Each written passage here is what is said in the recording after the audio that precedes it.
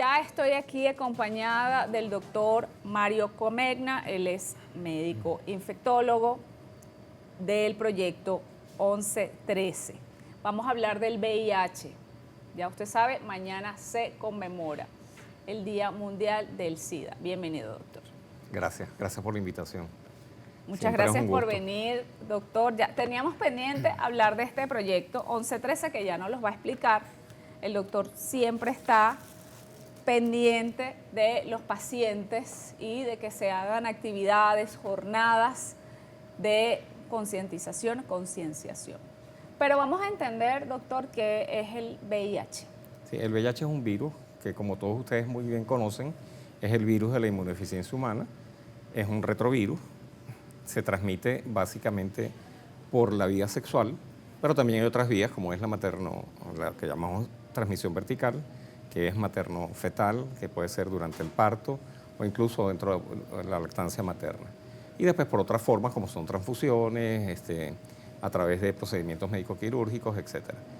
Ya tenemos un poco más de 40 años de pandemia, porque esto también fue una pandemia en su momento. Se ha avanzado muchísimo desde el punto de vista científico porque existen tratamientos. Estos tratamientos son eficientes, muy fáciles de tomar y controlan la enfermedad o la infección en este caso.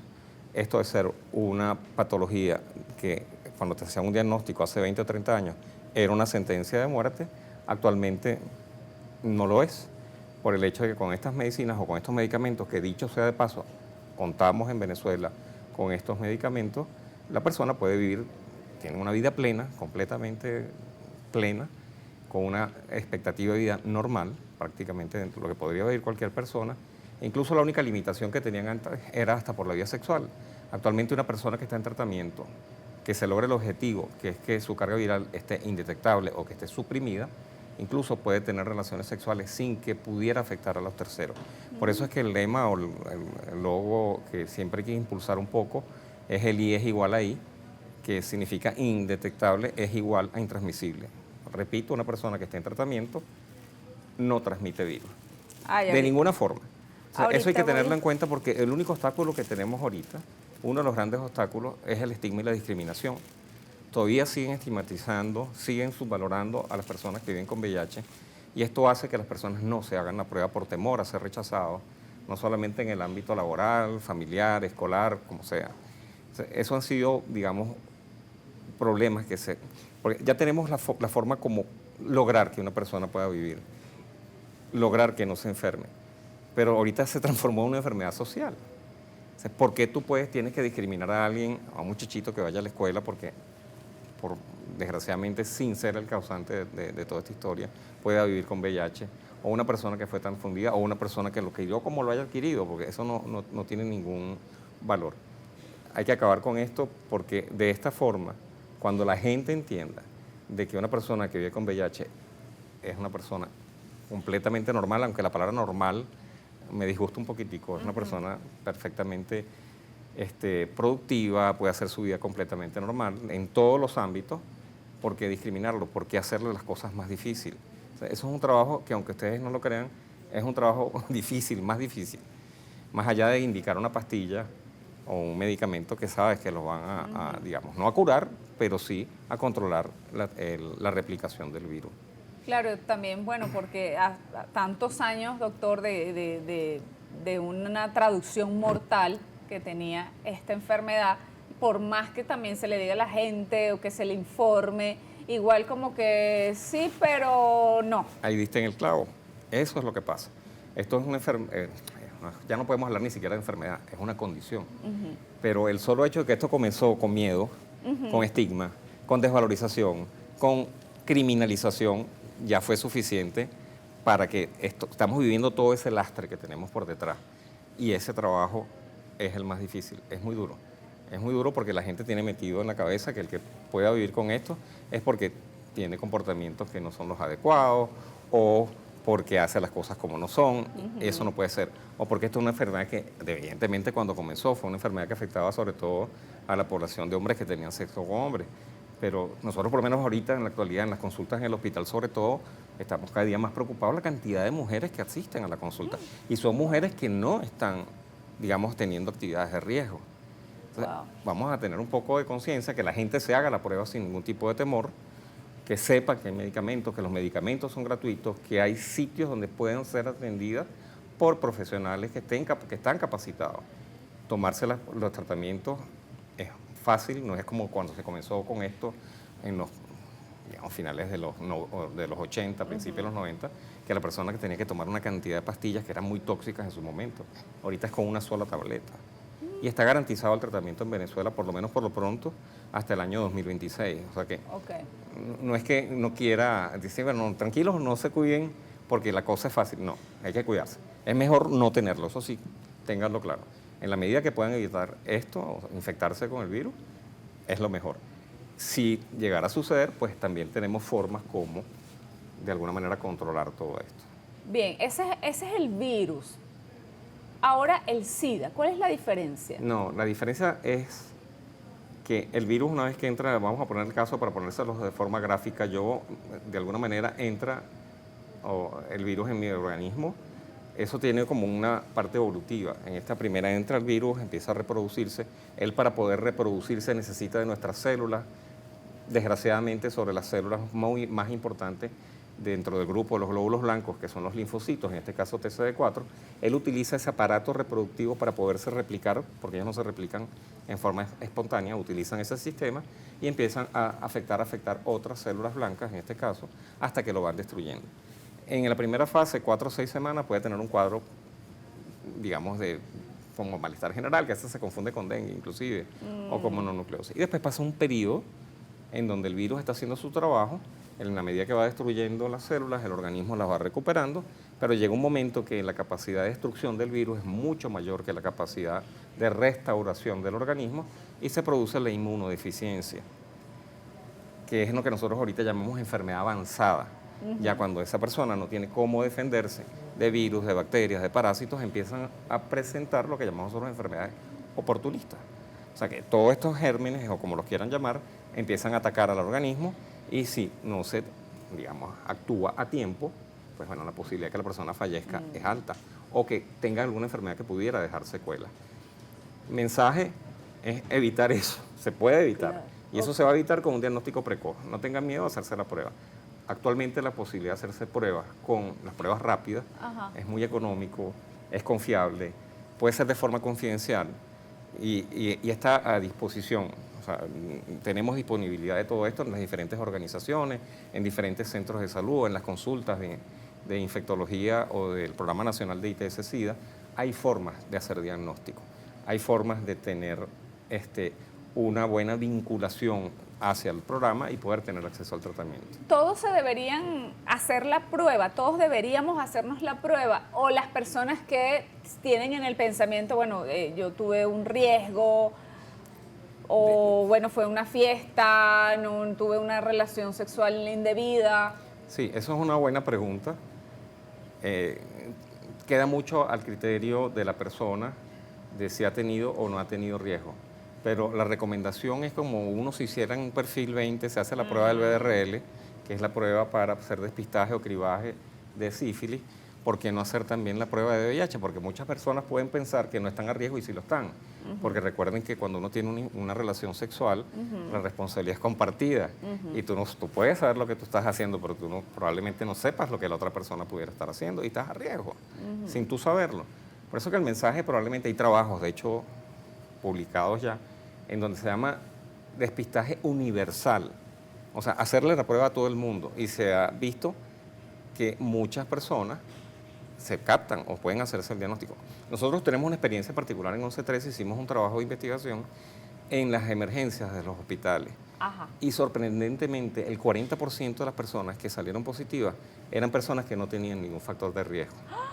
De los ya conocidos, personas que tengan un número importante de parejas sexuales, o personas que consuman drogas, o personas que de alguna manera tú pudieras identificar como poblaciones clave. Hay otras, o sea, no siempre tenemos que enfocarnos solamente hacia las poblaciones clave. Yo sí creo que en población en general se debería hacerse la prueba de HIV. Yo los invito a que se la hagan, por Dios, y sin miedo. Y si de alguna manera Eso da llegara... miedo, usted me dice, a mí me da miedo. Pero es que el miedo Ya me da viene miedo de ya. lo que tú dijiste al principio. ¿A qué le tienes miedo? ¿Por qué te da miedo? Ay, Porque te no. vas a tomar, te da miedo que te diagnostiquen, Y eso es como la te hagan un prueba de diagnóstico. embarazo. No, te da miedo que te quede embarazo. Bueno, cuando uno tiene 17, doctor. Cuando No, uno tiene 17. el punto es que tenemos que cambiar ese pensamiento. No tienen que tener miedo. Tanto es así que nosotros estamos haciendo desde hace 4 años un concierto. Ahora- Hay que lavarle la cara a esto.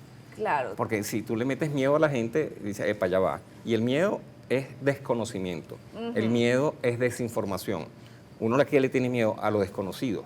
Eso es lo primero que uno le tiene miedo. Si usted conoce cómo prevenirlo, si usted conoce cómo se comporta esto y cómo lo puede controlar, uno pierde el miedo. Y también, doctor, en el perfil 20, dice como, en la última parte, como si dice VIH, pero esa no es la prueba, o sea, eso no garantiza. Ahí hay varias cosas. En Venezuela, por ley, aquí hay una ley que se promulgó y se aprobó y se promulgó en el año 2014 de protección a las personas que viven con VIH. La prueba de VIH es voluntaria, precisamente porque las personas han sido tan estigmatizadas y pierden sus empleos y toda esta historia, uno debería dar una autorización para que te hagan la prueba. Ese es el primer punto. Cuando yo digo los invito es porque es una prueba, una forma voluntaria de hacerse la prueba. O sea, donde dice, mira, yo quiero hacerme la prueba. Eso es por un lado. Las pruebas, hay diferentes pruebas. Hay pruebas rápidas, que es la de las que hablamos, que son bastante buenas, sensibles y efectivas, pero tienen que hacer la gente que lo sepa hacer, que no vaya a cometer errores, porque eso también tiene una forma ¿Ves? de hacer las prácticas y tiene que estar siempre avalado por un bioanalista. Después pasas a las pruebas de ELISA, que son unas pruebas un poco más costosas, y después pasas a las cargas virales. O sea, eso tiene todo un flujograma un poco complicado probablemente para explicarlo aquí, pero hay formas de hacerlo. Pero hay lo que nosotros llamamos un cribado o una cascada diagnóstica o como lo quieras llamar. ¿No? Simplemente pruebas rápidas confirman. Eso es una prueba rápida, la del perfil 20. No, bueno, depende del laboratorio. Puede ser Ok. la prueba rápida puede estar en el perfil 20, pero también puede ser una prueba de ELISA. Porque la que no gente es se hace rápida. el preoperatorio y sale Correcto. el arroja eso. Dicho sea de paso, el preoperatorio también debería ser una prueba voluntaria, porque no es obligado a hacérselo. Porque una persona que vive con VIH no puede ser absolutamente discriminada desde el punto de vista del personal sanitario por el hecho de que viva con VIH. O sea, tú no le puedes decir a una persona que no lo voy a operar porque vive con VIH. No. Por eso es el tema de lo que te estaba comentando. ¿Por qué lo evitamos? Por la discriminación, y hay discriminación también todavía a nivel de la prestación de salud. Estamos hablando de la prueba del VIH. Mañana es el Día Mundial del SIDA, por eso estamos hablando de este tema el día de hoy. De las pruebas que son gratuitas y voluntarias. Sí, eso es importante. Hay 5 características importantes que son las 5C. Entre ellas es que es confidencial, controlada, que tienen que ser buenas pruebas, que sea consentida, o sea, que sea voluntaria por la persona. Y por último, siempre hay que vincular a la persona. Una vez que uno hace el diagnóstico, uno está obligado, como personal de salud, a vincular a esta persona, terminar que hacer todas las pruebas y vincularlas al sistema de salud para que posteriormente pueda recibir los tratamientos. Bien, si a esta persona la prueba le sale positiva, pero no cree, mira, no, eso es imposible, hay otra prueba. Sí, normalmente eso es toda una estructura que está ya diseñada. Uno hace una prueba, si lo haces con pruebas rápidas, puedes repetir con una prueba de 4ª generación rápida, incluso a veces de otra marca. A veces uno puede comprobarlo con otra prueba rápida de otra marca. Si esto está positivo, puedes también, la otra opción es hacer un ELISA, que ya no es una prueba rápida, es un poco más costosa y está disponible sobre todo en los laboratorios. Y por último, si estas pruebas todas están positivas, pasas a hacer lo que nosotros llamamos la carga viral, que es una prueba de biología molecular, y con eso, bueno, ya arranca todo lo que es el estudio completo, todo un protocolo de atención, vinculación al sistema, comenzar el tratamiento y después hacer un seguimiento. Si hay una persona que se contamina hoy, bueno, me contagiaron, me contagié, y quiere ir a un sitio a revertirlo, ¿eso se puede revertir? Sí, tenemos lo que llamamos prevención. Históricamente la prevención en VIH era sobre el ABC, que era el del inicio, que era abstinencia, que eso significa disminuir el número de parejas. B, que en inglés de fidelidad, que es igualmente intentar no tener tantas parejas. Y por último, el uso del condón. Ya ahorita tenemos otras estrategias que están basadas en antirretrovirales. O sea, hay algo que se llama PrEP, que es profilaxis preexposición, que es utilizar la misma terapia antirretroviral, en este caso con 2 medicamentos, para evitar infectarse, para evitar la transmisión del virus. Y es efectiva, prácticamente, si se hacen bien las cosas, hasta un 100%. Profilaxis. Profilaxis, preexposición. Dicho sea de paso, nosotros Preexposición. en la organización damos el PrEP gratuito. Estamos ya desde el 2022 entregando medicamentos a poblaciones de muy alto riesgo, de forma completamente gratuita. Y es efectivo, 100%, casi un 100%. Pero eso, doctor, es si no han Eso transcurrido... es PrEP. Si pasó, como Ajá. tú pusiste el ejemplo ahorita, que se expuso, hubo una exposición al virus, llámese que sea por vía sexual, llámese que fue por un abuso sexual, llámese que fue por un accidente laboral, si la persona dentro de las primeras 72 horas comienza terapia antirretroviral por 28 días, puede evitarlo. Eso se llama PEP, PEP. ¿Y dónde está esa profilaxis? Esa profilaxis post-exposición están en todas las emergencias de los grandes hospitales, o sea, hospitales ya de un tercer nivel. En las emergencias hay, en los servicios de infectología hay, en las, digamos, unidades sanitarias también lo tienen, y las organizaciones no gubernamentales que también trabajamos en esto, bueno, nosotros no tenemos que derivarlos o podemos dar una atención, pero siempre en los hospitales pueden conseguir ese tratamiento. Bien. Y van a evitar infectarse. Por favor, ténganlo en cuenta. A mí me preocupa mucho sobre todo los abusos sexuales. A veces las personas tienen una fiesta, una rumbita, una cosa, pasan cositas y al día siguiente empiezan con la angustia. No esperen más de 72 horas. Tienen un lapso, eso es como la pastilla del día siguiente, más o menos por el estilo. Si actuamos en esas primeras 72 horas, podemos evitar que la persona se pudiera infectar. Bien. Bien, doctor. Ahora hablemos del sistema inmunológico de la persona que, bueno, lamentablemente se contagió, no se dio cuenta, se enteró quizás por el trabajo, por unos exámenes regulares, no supo. ¿Cómo cambia el sistema inmunológico que nos aprendimos, bueno, esas palabras con el COVID? Sí, nuestro sistema de defensa es lo más importante. ¿Qué sucede? Un poco lo que hablamos hace un rato. Esto es un RNA virus, nosotros somos de DNA. Primero se cambia a través con unas enzimas que tienen y se meten en el núcleo de la célula, utilizan ese sistema genético de la célula para reproducirse. Ellos tienen una predilección por estos TCD4, que son los glóbulos blancos, y desgraciadamente los destruyen. Estos glóbulos blancos trabajan sobre lo que es la inmunidad celular. Me explico, es el que vigila cómo las células, si se están reproduciendo bien o no. Si se altera el sistema inmunológico, va a tener más posibilidades de tener cáncer. Eso es por un lado. Luego, por otro lado, es el director de la orquesta inmunológica, desgraciadamente este TCD4. Y si no funciona o está bajo, puede pasar cualquier cosa. Entonces puede tener infecciones por virus, por bacterias, por parásitos, y bueno, pare de contar. Hay que evitar que una persona llegue a tener enfermedad avanzada y tenemos formas de hacerlo. Y tenemos formas en Venezuela para hacerlo. Estas personas sí, bueno, se está cuidando, pero también, doctor, puede estar, digamos, vulnerable a cualquier virus, a cualquier alerta que esté en el medio, por lo menos, bueno, las pandemias.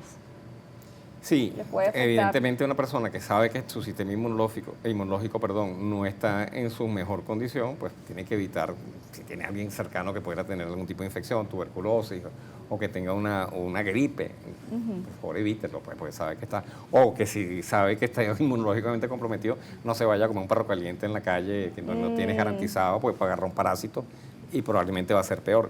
Eso es una de las cosas que nosotros decimos. Y esto aplica para todos. Hay que tener un estilo de vida sano.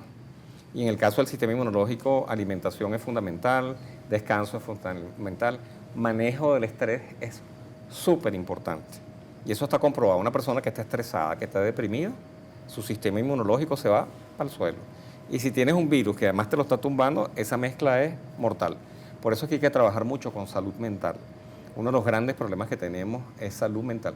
De hecho, dentro de los preceptos que están establecidos por la Organización Mundial de la Salud, de lo que era antes 90-90-90, ahorita es 95-95-95, 95% de diagnóstico, 95% de tratamiento, 95% de supresión viral, le agregaron un 95%, que es 95% de salud mental.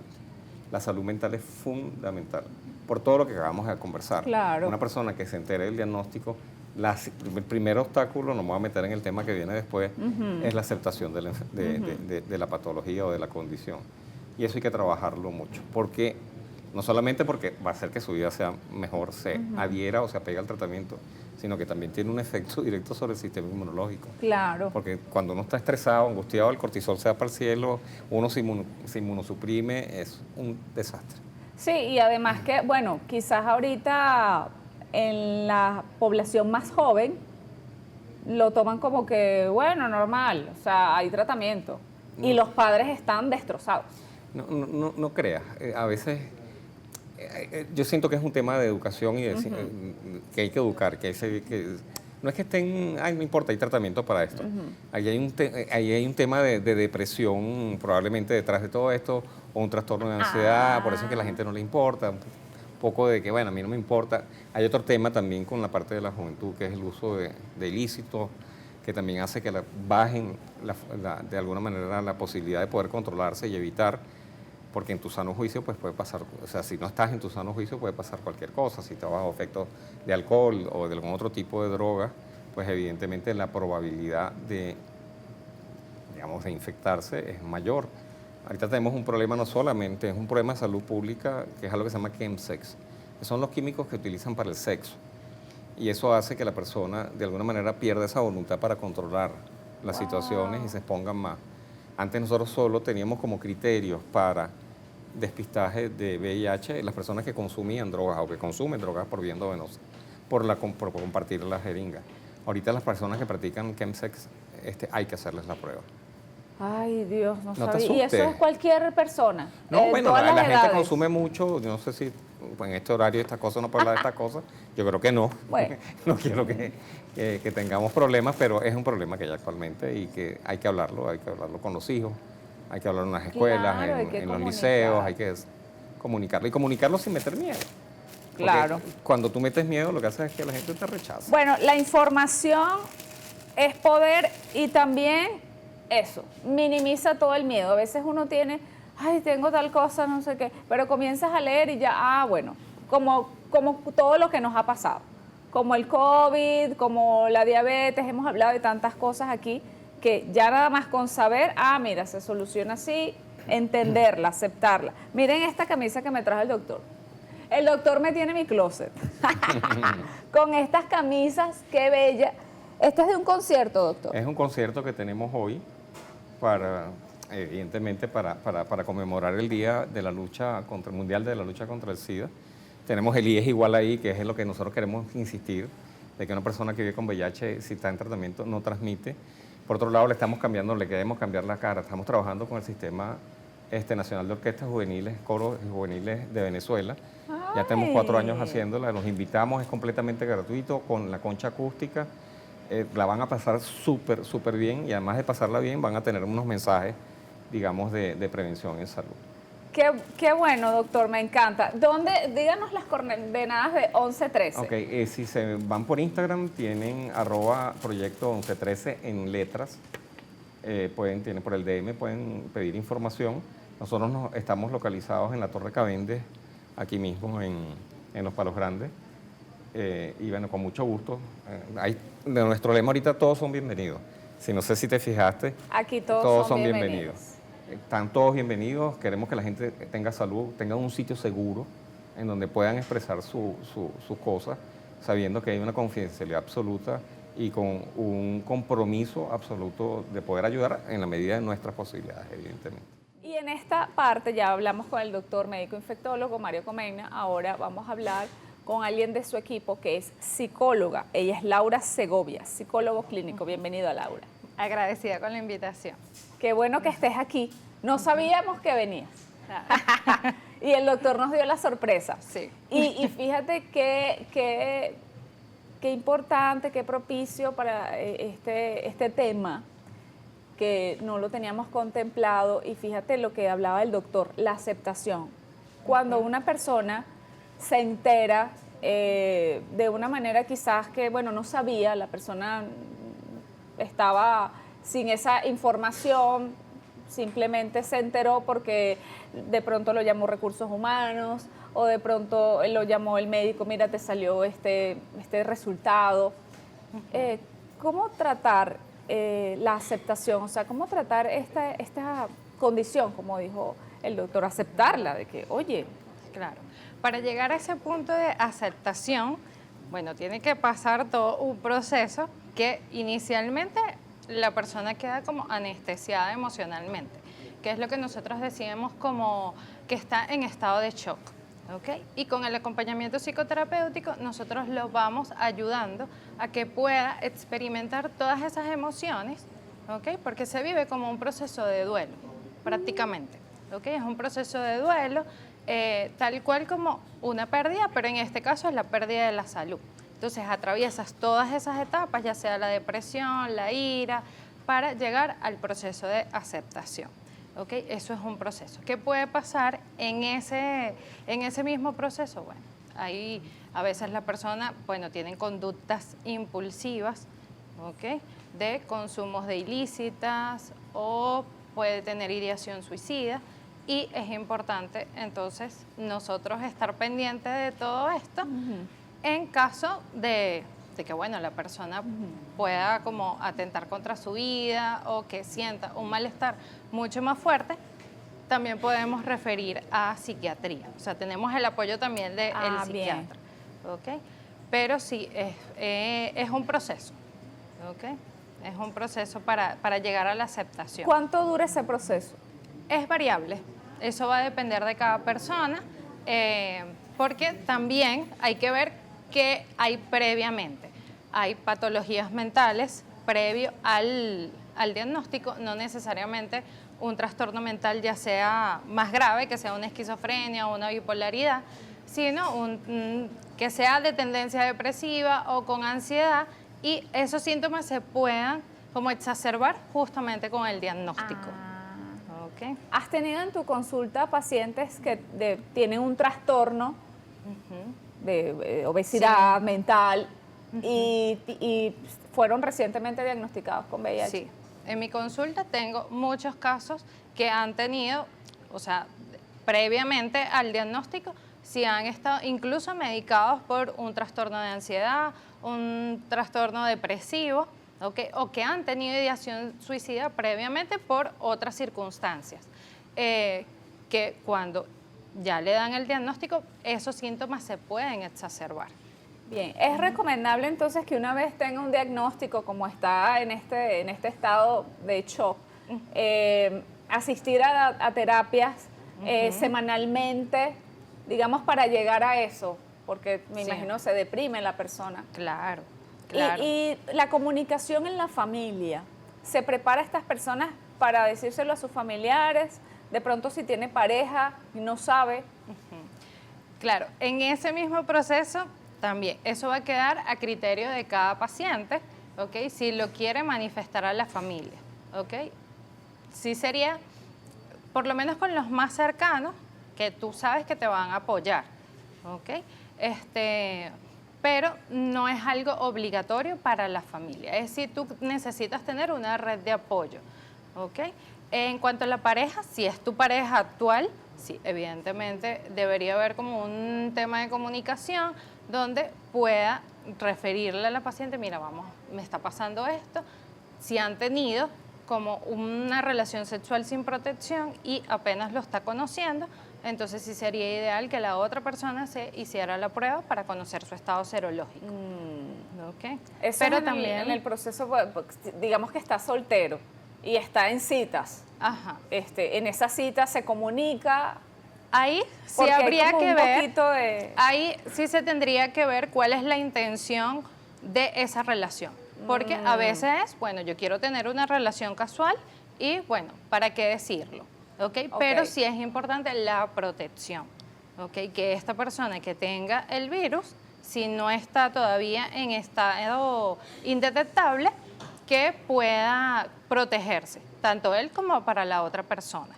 Si tú ves que la relación, bueno, puede ser un poco más formal, bueno, va a llegar un momento en que eso se pueda develar. ¿Okay? Pero sí, no es obligatorio que inicialmente tú lo tengas que decir. ¿ok? Porque tienes que ver también qué es lo que está buscando la otra persona.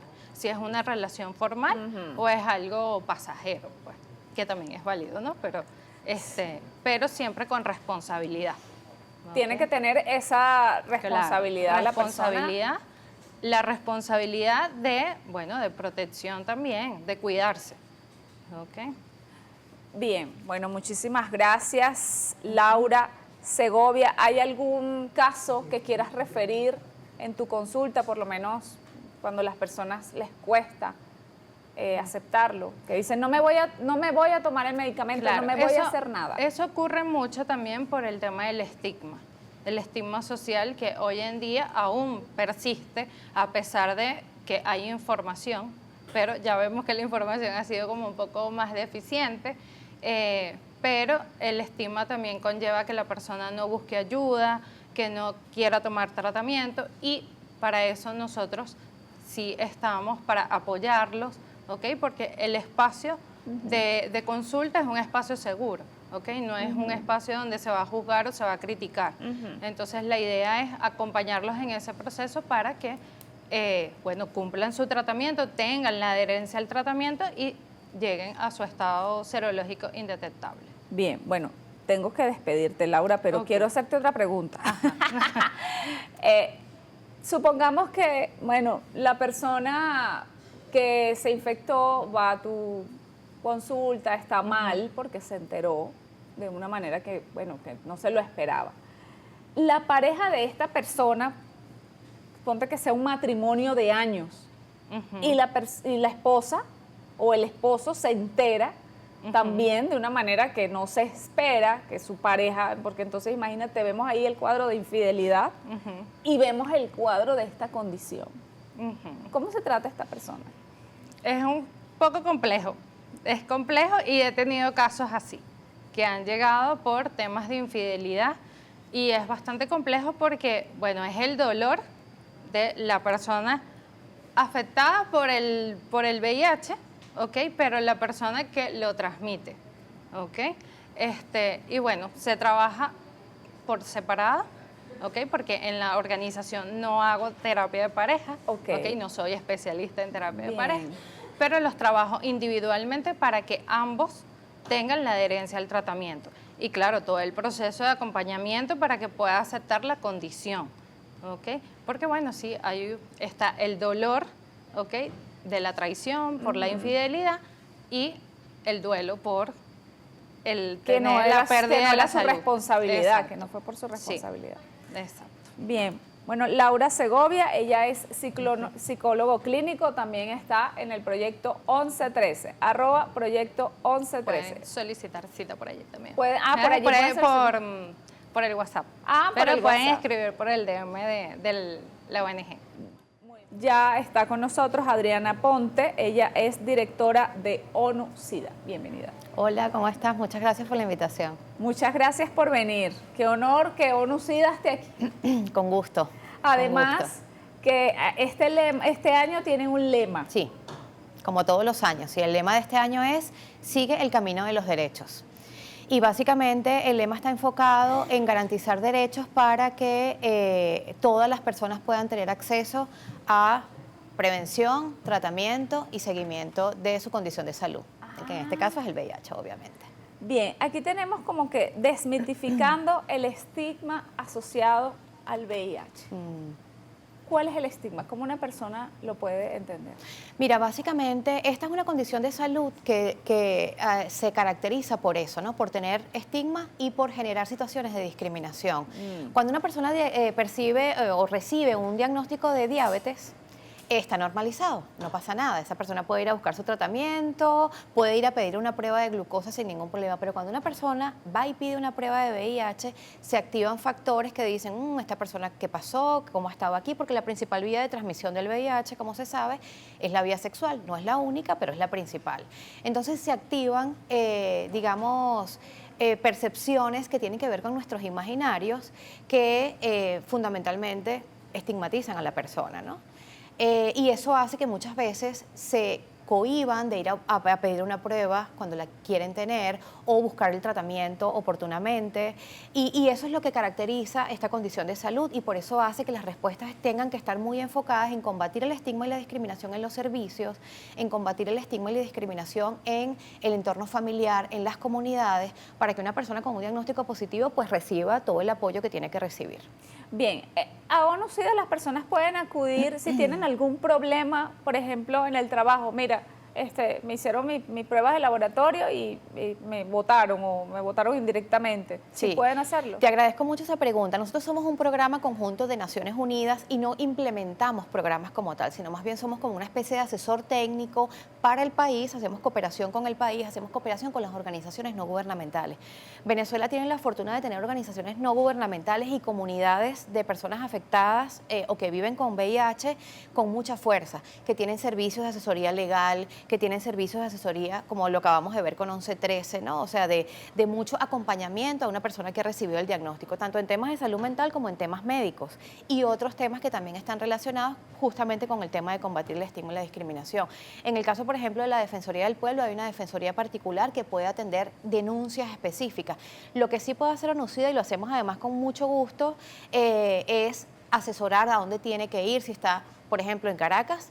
Tenemos una red de organizaciones que están trabajando, pero también en cualquier estado del país hay una gran cantidad de organizaciones que están ofreciendo servicios para personas con VIH o que están afectadas por el VIH. ¿Están en todo el territorio? Sí, estas organizaciones afortunadamente están en todo el territorio y son organizaciones que tienen una característica muy interesante, que es que están conformadas por personas que, como les digo, o tienen el virus y saben cómo ha sido todo el proceso desde el diagnóstico hasta este momento en el que están, o han sido afectadas porque han tenido un familiar, un hijo, un esposo, alguien, ¿no? Entonces, eso hace que tengan una sensibilidad para la respuesta y para el acompañamiento que es muy especial. Y eso también es algo muy particular de la respuesta al VIH. Y muy interesante además. ¿Y las personas pueden ser voluntarias allí en ONU-SIDA? En ONU-SIDA estamos siempre abiertos para ir a las comunidades. A alguien que, sí, por supuesto que sí. Y podemos vincularlo, como le digo, con estas organizaciones que hacen trabajo con niños, por ejemplo, huérfanos del SIDA o con personas que están trabajando en educación. Este es un tema, por ejemplo, que requiere mucha más prevención. El tema de la prevención es un tema que a nivel mundial, en realidad a nivel mundial la prevención no está teniendo el impacto que esperamos. El número de nuevas infecciones, por ejemplo, en Latinoamérica y en Venezuela está aumentando, lamentablemente. Es una tendencia que vemos a nivel global. Solamente en África subsahariana la prevención ha tenido un impacto y ha reducido las nuevas infecciones, pero en el resto del mundo las nuevas infecciones se siguen dando. Entonces, ¿qué está pasando allí? Que los temas de prevención no los estamos abordando con la fuerza con la que deberíamos abordarlo. Entonces, voluntariado para hacer prevención es siempre bienvenido. Y en tu experiencia, Adriana, las campañas, ¿cómo impactan? Mira, a lo largo de todos estos años. Eso te iba a decir, hay muchísimos aspectos que hay que considerar a la hora de diseñar una campaña. Una campaña de prevención no solamente puede ser, digamos, vamos a distribuir condones o preservativos, que es un método muy, muy eficaz para evitar la infección por VIH. El condón además es económico, es barato, pero bueno, hay otros aspectos que tenemos que considerar. Mario, el doctor Comeña, acaba de hablar de la PrEP, por ejemplo, que también forma parte. En ONU-SIDA promovemos lo que se llama la estrategia de prevención combinada. No podemos hacer una sola acción. Una sola acción no tiene el efecto que estamos esperando y eso es justamente lo que nos dice el aprendizaje de muchos años implementando campañas. ¿Qué tenemos que hacer? Combinar diversos factores. Hay aspectos biomédicos, por ejemplo el suministrar PrEP, que existan servicios de prevención, que la gente pueda ir y pedir preservativos, lubricantes. Eso es una parte biomédica. Está la parte estructural. Necesitamos leyes que protejan a las personas. Es decir, que una persona cuando vaya a un servicio y sea discriminada, esta pueda pedir, información y que no tenga ninguna situación en la cual se le discrimine o se le estigmatice por ir a pedir información específicamente sobre VIH. Y tenemos un aspecto que es muy clave para las campañas de prevención, que es lo comportamental. cómo son los comportamientos sexuales de las personas. La gente de mi generación tenía un tipo de comportamiento sexual. Los jóvenes ahorita tienen otro tipo de comportamiento. Tenemos que entenderlo. Hacer estudios de comportamiento es clave para entender cómo son esas conductas y cómo debemos abordarlas. No es lo mismo distribuir condones, por ejemplo, en una jornada, que los va a tener a lo mejor cualquier persona que incluso no está teniendo relaciones sexuales, a, por ejemplo, hacer una campaña que esté enfocada, digamos, en las aplicaciones de citas, Tinder, Grindr, que se están usando y que las están usando los jóvenes. Entonces, decirle, mira, tienes derecho a hacerte una prueba, tienes la posibilidad de hacerte una prueba en esta organización que la hace de manera gratuita, acude, aquí no te van a discriminar, no te van a estigmatizar, puedes ir y solicitarla, puedes tener acceso a la PrEP, puedes tener preservativos. Es decir, que les llegue la información y que ellos sepan dónde exactamente conseguirla. Porque ¿qué pasa? A lo mejor los jóvenes dicen, oye, quisiera protegerme, pero no sé dónde puedo conseguir condones, o no tengo para comprarlos también, que es un factor perfectamente posible, sobre todo en la juventud, y que ellos puedan saber dónde conseguir esta información efectivamente. Te preguntan, ¿Sí? si tengo VIH indetectable, ¿puedo donar sangre? No. La donación de sangre, de alguna manera, todos los sistemas de bioseguridad, bueno, básicamente si una persona vive con VIH, aunque esté indetectable, no puede donar sangre. Sí, y eso básicamente es por los sistemas de bioseguridad. ¿Eso va a cambiar? No lo sabemos, a lo mejor probablemente sí. El VIH tiene esta característica, tenemos 40 años de epidemia y ha ido cambiando y es una condición de salud que es muy dinámica. Las respuestas también han sido muy dinámicas. Los primeros tratamientos eran 8, 9 medicamentos al día. De hecho, antes no se iniciaba tratamiento inmediatamente después del diagnóstico. Todos los protocolos han ido cambiando y probablemente los protocolos también vayan cambiando en otros temas como transmisión materno-infantil del VIH, etcétera, ¿no? Y en la misma prevención. Hablemos de la materno-infantil. Sí. La persona embarazada también se enteró meses antes que tenía o embarazada, el bebé puede nacer sin VIH. Sí, así es. Si se sigue el protocolo que está establecido, fíjese, toda mujer embarazada necesita tener una prueba durante el embarazo. Y lo ideal es que tenga una prueba cada 3 meses. En cada trimestre del embarazo debería tener una prueba. ¿Por qué?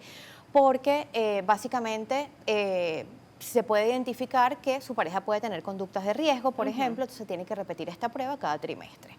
Y lo ideal es que si el diagnóstico se produce en el embarazo, esta persona comience a recibir tratamiento antirretroviral en el momento en el que tiene el diagnóstico. Si viene con un diagnóstico previo antes del embarazo, también puede quedar embarazada perfectamente. Esto era, por ejemplo, esta es una de las cosas que ha cambiado. Antes a las mujeres embarazadas, a las mujeres con VIH no se les recomendaba embarazarse. Y de hecho había esterilizaciones forzosas que se hacían, aunque digamos nunca fueron promovidas, pero se hacían porque estaba mal visto que una mujer con VIH quedara embarazada. Esto ya no es así. Una mujer con VIH perfectamente puede tener hijos y el bebé puede nacer sin VIH. Una vez que comienza a recibir tratamiento en el embarazo, su carga viral va a disminuir. Y esto significa que en el momento del parto hay un mínimo riesgo de que el bebé se infecte en ese proceso. Aún así, puede parir. Antes, por ejemplo, lo recomendado, y aún en muchos lugares la recomendación es la cesárea porque es un ambiente mucho más controlado para el virus. Pero si está indetectable, esta persona podría tener un parto vaginal. Y luego, dado que el bebé no está expuesto, siempre se va a tener que monitorear ese bebé. Si hubo algún riesgo durante el parto o si hubo alguna exposición mínima, el bebé debe recibir profilaxis por un periodo hasta que justamente se identifique que no está infectado. ¿Y puede recibir lactancia? Mira, eso es un tema bastante polémico, no solamente en Venezuela, a nivel mundial. Si una madre está indetectable, se supone que puede dar lactancia, pero el riesgo no es 0. Entonces, esto también queda un poco a criterio de la madre. Bien. Si ella es una persona que está adherente al tratamiento, que lo está cumpliendo debidamente, que está indetectable, puede dar lactancia. Y si no, ella puede también decidir dar leche maternizada. Okay. Es decir, es una decisión que de alguna forma queda en la madre, pero la recomendación mundial es que si está indetectable y está intransmisible, puede lactar, pero también asumiendo los riesgos que pueden estar asociados a esa lactancia. Aquí hay una pregunta. Feliz sábado, pregunto. ¿Cuánto tiempo pasa desde que la persona se contagia de VIH para que empiecen a manifestarse los síntomas? Ok, bueno, esa es una pregunta que tiene muchas respuestas porque eso va a depender del sistema inmunológico de la persona. Los primeros síntomas pueden aparecer 2 semanas después de la infección y da como una gripe, se inflaman los ganglios. Este incluso puede ser algo pasajero y la persona puede volver a la normalidad y no tener síntomas sino más adelante. Hay personas que tardan años en presentar síntomas asociados a la infección por VIH. Es decir, es muy variable.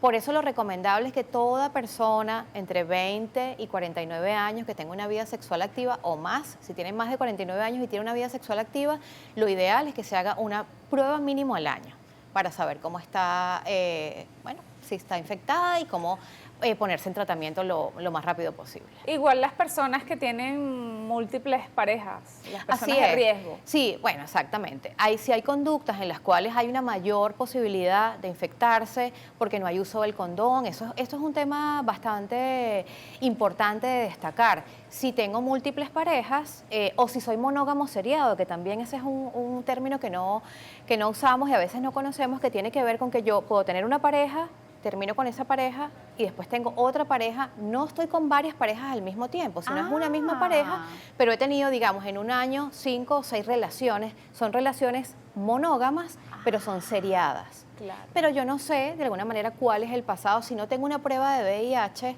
de esa persona, no sé si además pudo haber estado infectado, si estuvo con alguna persona que está infectada de VIH, entonces hazte tu prueba. Claro. Además, una prueba te va a permitir vincularte a tratamientos rápidamente y como sabemos, los tratamientos realmente ahorita son muy efectivos, son una sola toma al día y de alguna manera, te van a mantener sano y es lo ideal. Es como la pastilla de la atención. Exactamente. Bien. Así es. Y también, bueno, para entenderlo, Adriana, la persona, lo que decías, monógamo, seriado. Ay, me gusta. Esa persona que, tiene sus parejas, terminó, empieza, está vinculada afectivamente, digamos, físicamente o el cuerpo, con la persona actual y con todas las otras que estuvo antes, y todas esas otras también se vincularon con otras personas. Claro. O sea, de aquí la importancia de hacerse la prueba. Así es. Tú tienes una persona enfrente, pero esa persona tuvo otras enfrente y esas otras personas otras, y así, ¿no? Es una cadena. Sí, y lo ideal también es cuando comenzamos una relación con otra persona, como un acto de confianza y también de amor, solicitar su prueba. Es decir, vamos juntos, nos hacemos una prueba y de alguna forma sabemos que ambos estamos libres de VIH, o si tenemos un diagnóstico, ahí ya son otras las decisiones que tienen que venir. Bien, ¿a qué edad se debería hablar de este tema? Mira, desde que las personas comienzan a tener inquietudes por el tema sexual, se debería comenzar a hablar. A los adolescentes hay que hablarles el tema de VIH, hay que hablarles de las infecciones de transmisión sexual. Es una vía de educar y de alguna manera también de generar que sean responsables de su conducta sexual.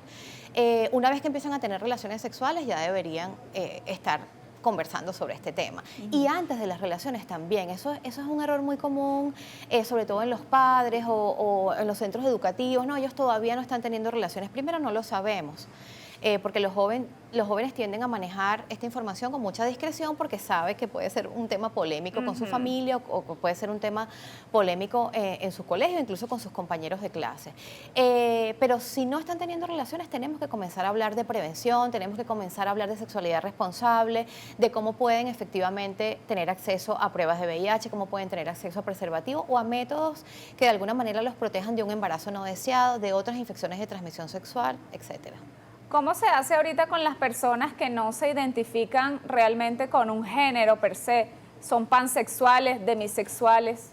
Sí, tenemos una variedad, digamos, de la diversidad sexual cada vez se hace más amplia, hay mayores categorías, los jóvenes se están identificando con formas que a lo mejor para nosotros son desconocidas o que no entendemos bien. Eso no quiere decir que dejen de existir, el hecho de que nosotros no las reconozcamos y a veces tengamos resistencias con esas identidades no quiere decir que dejen de existir. Lo importante aquí es, independientemente de cómo sea su autopercepción, es si está teniendo o no actividad sexual. Y si la está teniendo, cómo la está teniendo, si la está teniendo de manera responsable, si está usando condón, si está tomando PrEP, si está asistiendo a alguna consulta en la cual tenga orientación. Digo, más allá de la identidad, lo importante es que pueda cuidarse y autoprotegerse.